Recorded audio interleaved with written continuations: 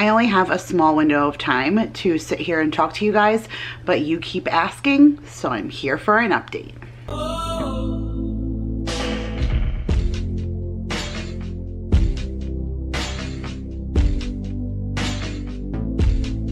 What is up, you guys? Happy Saturday. I hope everyone is enjoying the start to their Memorial Day weekend. I feel like this is always the official kickoff to summer. Everybody's barbecuing and they're out on the boats and they're preparing for all the warm weather and the end of school and all the things that come with the summertime. So I hope everyone is feeling good and enjoying the warmth. I know the weather here is good and hot in Texas. It's 101 degrees today, so definitely feels like summer here for sure. I wanted to sit down and film a update for you guys. This has been the craziest week. I mean, just on so many levels, the emotional roller coaster of this week has been tremendous. And I just kind of feel like it was something every single day. And I have just been emotionally just trying to keep myself afloat and going, and I appreciate so many of you that keep reaching out and checking in on me and my family, especially after everything that happened in Texas this past week. Everyone has just been so amazing with reaching out, and I've been so poor in responding because I'm not gonna lie, sometimes social media is just too much for me, and that really stinks because it's my only way to communicate with a bunch of you. I know it's not like I can pick up the phone and talk to all of you who are asking or inquiring, and so it's a little hard because without social media, then how do I get to you and inform you guys of what's going on? So I just kind of wanted to walk you through my week a little bit and just touch base as much as I could so I can fill you in. Almost like a coffee chat, except I forgot to bring a drink, so we're just chatting.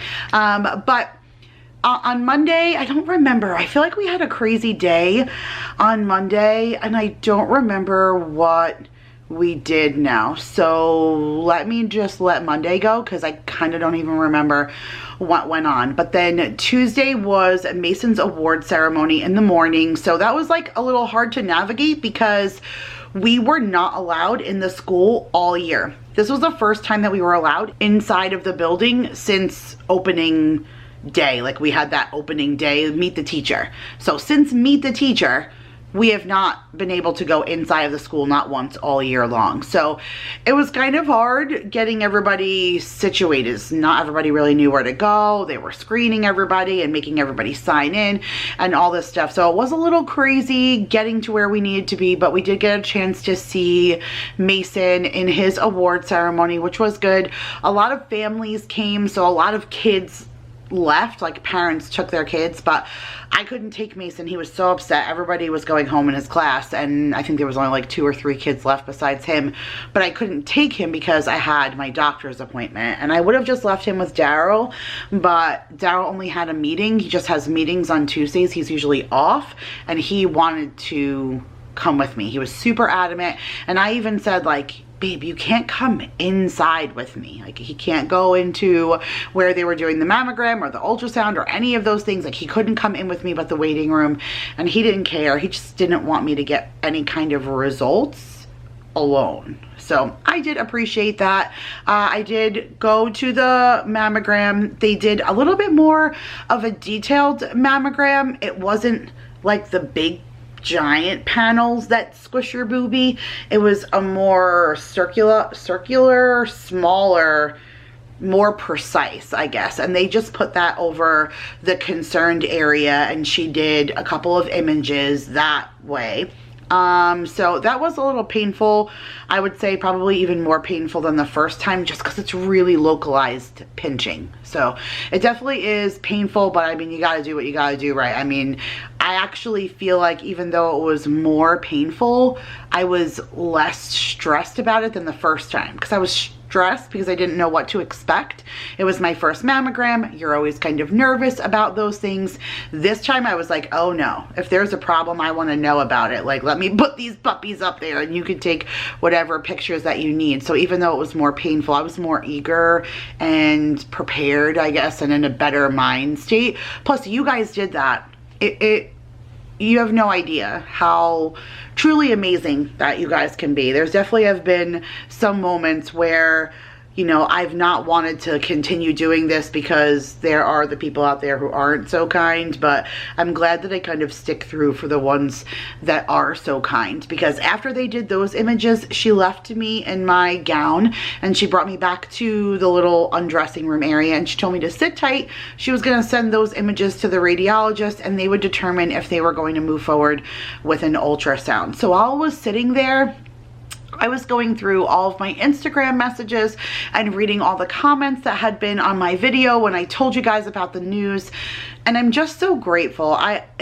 No one has to share their story, and so many of you shared your personal stories or stories about your family or people that you knew that experienced the same thing, and it really did make me feel so much more comfortable. So many things were said from you guys that I never even thought of, so that was super incredible. And again, I'm super grateful for you guys for, you know, leaving all of those kind words and kind messages, because it gave me something to do while I was waiting for them. And I waited about 15 or 20 minutes, and then they came in and they said, okay, yes, they do want to do an ultrasound. So I was like, all right, fine, not a big deal. Those, you know, don't hurt.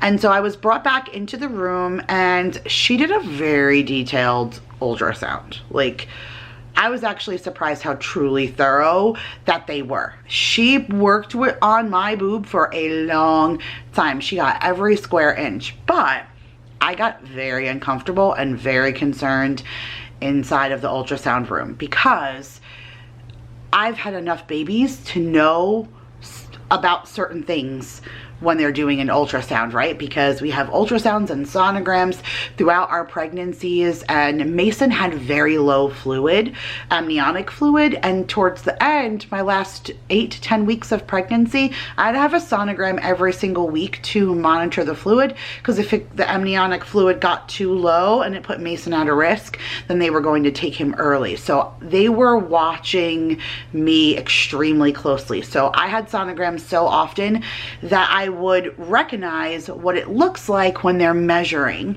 I could see her getting the exact measurements and diameter of what looked like these circles on there. And again, I've seen enough. It looked like an egg or an embryo. These are my breasts, so I know it's not a child. It could have just been like a duct or something like that that was swollen or whatever, but it doesn't matter. I could hear her with the clicking and the everything and the taking the tons of measurements. And so when I stood up, she was like, do not get dressed. Go back to right where you were sitting and I will come back and get you. And I was like, okay, so just sit. And she was like, yep, I'm gonna bring these to the radiologist and then they'll let us know the next steps from there. So I sat in there again for another 20 minutes. And while I was sitting in there, a woman came in and she gave me a pink rose. She had like a sad face on and she like gave me this rose and she just kind of smiled and she walked away.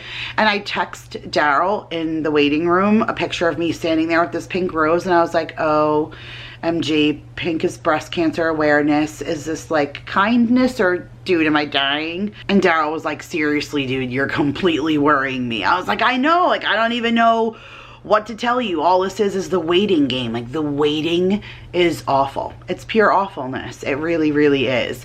And so she eventually came back, of course, and said, our radiologist technician is going to send it up to the senior radiologist and he's going to review it, but he's in the middle of something right now, so it's going to be a while. You can go ahead and get dressed and your doctor is going to call you. And she said, if your doctor calls you, that's better news, because that means she's just giving results. If the office calls you, that means that they're going to go ahead and schedule you for more testing.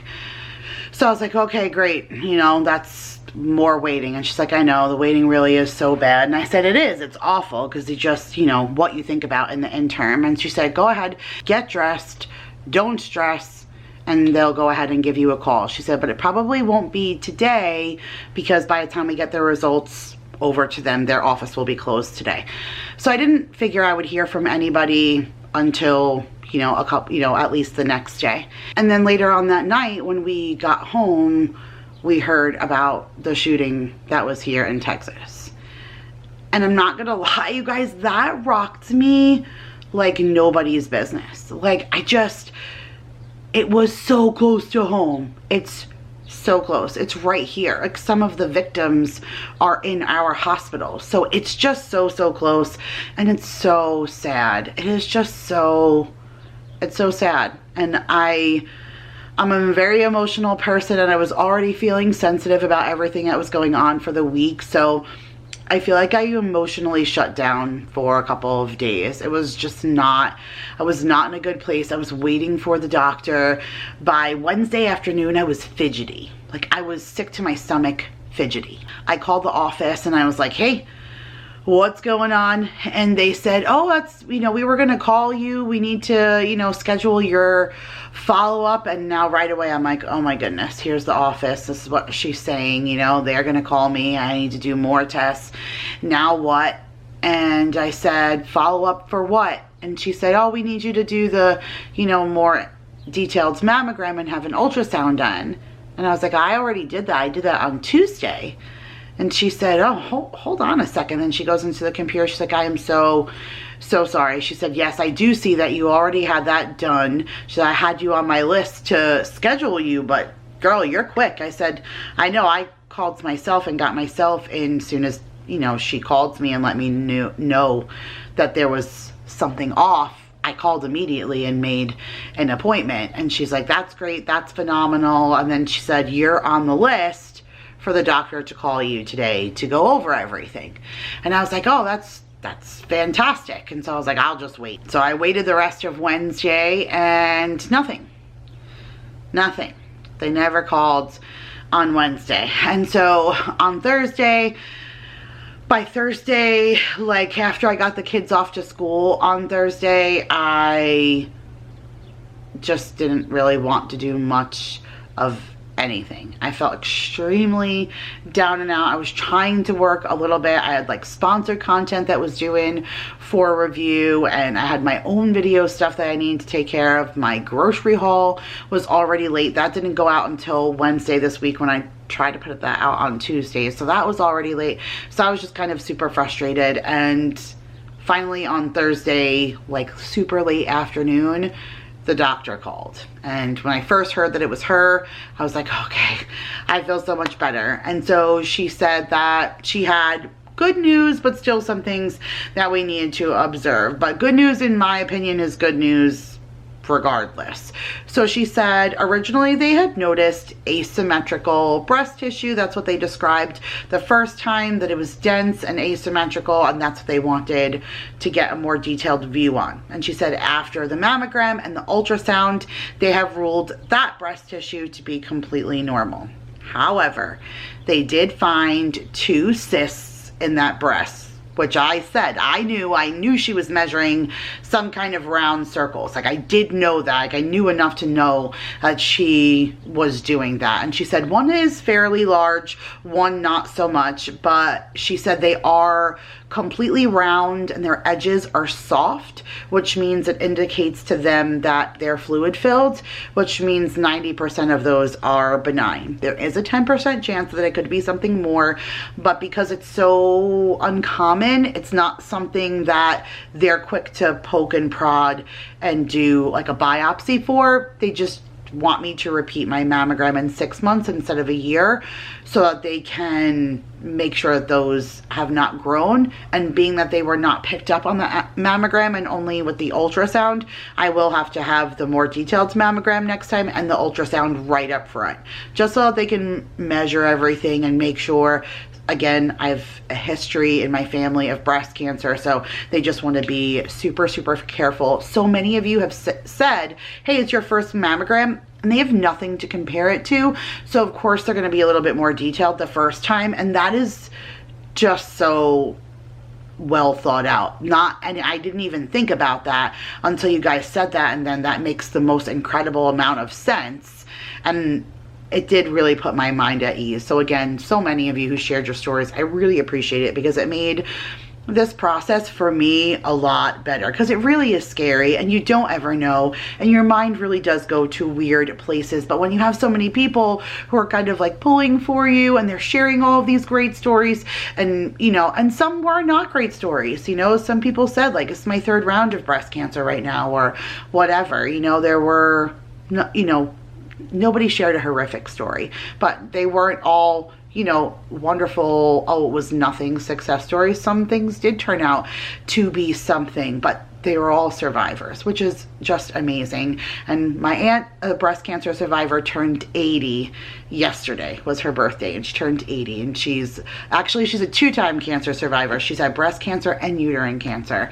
So she's a warrior in my opinion, but I definitely feel a lot better. Of course, this could always be something down the line, but I'm not gonna play the pessimist game, and you really just can't live in that mindset of what if or whatever, because it really can consume you. So I'm just gonna do the best that I can. The doctor did say that they are so deep tissue that she didn't feel them, so it's not something that I could monitor myself to feel for enlargement, because they're so deep tissue. I am big chested, so it'll be really hard for me to really find those things. And I asked her, well, why 6 months? Like, what if these are by some chance cancerous? But she said, placement wise and where they are and the type that they are, if by some chance that it is, it's non-aggressive, so it's not something that if they found in 6 months still wouldn't be considered being found early. I don't know how I feel about that. Part of me was thinking about just kind of urging for a biopsy. I'm sure if I pushed for it, maybe that they would, but I just want to continue to be optimistic. She has been fantastic. This was the first time I had seen her, brand new OB for me, and she was seriously the most thorough OB I've ever seen. She helped me through so many things when I sat and talked with her originally, and then now working with her through this process. She has just been, I do feel like it took her a little long to call me this time. Like the full 48 hours was more than I could handle, especially, like I said, after everything through the stuff with the shooting and everything. Like my mind was already in a weird place, so I was pretty sad, you know, that it took her so long to call, because my nerves were shot. But besides that, she's been so incredibly good. So I trust her. I think she knows what she's doing. I don't see her putting me in harm's way. I just know that I have to do what I gotta do to make sure that I'm diligent about scheduling my appointments and keeping up with it, just to make sure that everything is good. But for now, you guys, we're good.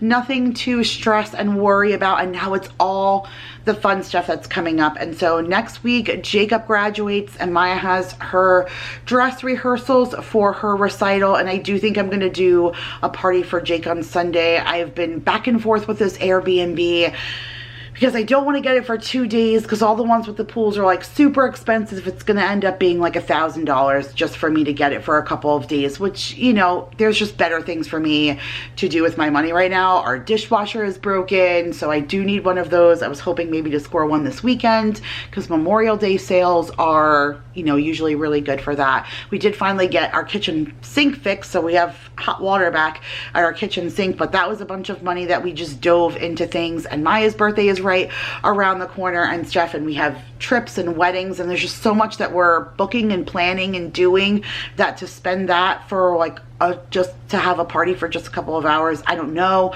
But she was able to make an exception for me and rent me this Airbnb for 1 day, but we're still talking, you know, big money for just the 1 day. So we've been kind of going back and forth, but you only graduate once, and I just feel like he deserves it. He just doesn't ask for a whole lot, and it's not like he gets big birthday parties or anymore, no sweet 16s, and he's not really ready to drive yet, so no car for his 18th birthday. So, you know, a graduation party I think would make him happy, and so if it makes him happy, then it makes us happy. But needless to say, we still have a lot coming up. So that'll be next weekend, and then the following weekend is Maya's recital, and then her birthday, and then the weekend after that is her party. We decided to do an art party for her. We found an art studio that does some really cool, very artsy things. Homemade Play-Doh and tie-dye and all sorts of, like, there's a jewelry making station, there's like a clay station, you could paint ceramics. Like, there's so many different things that you can do at this art studio. So I think Maya is really going to enjoy that, because anything artsy is right up her alley. So sometime next week I'm going to share with you guys like my birthday party haul. I usually sit down and share with you like all the things, and everything came from Amazon, so I'll just do a mail dump and sit with you guys, and we'll open some mail, and I'll show you all the stuff that I have for her party, because she wants to do princesses and she couldn't decide if she wanted to do Disney or elegant princesses, and so I did a combination of them both. So I think it should come out really nice. I think she is going to have a very cute party that suits Maya. Girly, but still with a splash of tomboy, and artsy and messy, just the way she likes it. There's a slime bar, okay? A slime bar. So she is going to have an absolute blast, and I'm excited for her, but it's a really fun month. June is gonna go like that, and once July hits, then it's full preparation mode for New York. So lots going on, but I promise I will take you guys with me. Again, thank you so much for your patience and waiting for me to report. I'm gonna share the thumbnail of this picture and just let everybody know on Instagram that I posted more of an update video. For those of you who are waiting for an update on Instagram, I do apologize that I didn't do that right away. Like, I didn't do it late on Thursday after she first messaged me, and then I thought about doing it yesterday, and then it was Maya's graduation, and I just got so caught up that I didn't post anything on social media. Like, I just never picked up my phone and went on, and sometimes that, I feel like that's better for me, because then I see debates about people, like right now it's the whole big debate about whether it's mental health or gun violence, or should we ban guns, and I live in the state where everybody wants to tote a gun, and I don't approve of that, and so it's really hard to go right now and be like unbiased and just go on social media and share a funny reel, or, you know, make a post about my coffee. Like, I can't even do that right now, because everything I go on and see, it just makes my skin crawl, and then I have to bite my tongue, and I have to not say anything that, and it's just, it's not okay. And so I completely just stayed off of social media, and this is easier for me to sit down, just kind of let everybody know in one shot. Some of you don't even have Instagram. I really should share more on my community page, but I always think about it late at night. Like, when I finally get a moment to do certain things, I think about posting, but then it's just like in your feed. So if all these other people post first thing in the morning, it's gonna push my thing down, and no one's ever gonna see it when they finally get up and look on their YouTube. It's gonna get lost in the feed. So I'm pretty bad about that, but I appreciate you guys. So many of you, like I said, left messages and comments, and I am very, very grateful for you. So thank you so much. Happy Memorial Day weekend. I hope everyone is safe, and like I said, enjoys the kick out off to their summer. I love you guys so, so much, and I will see you. I got a bunch of videos planned for the next couple of days, so stay tuned. I love you guys. Bye.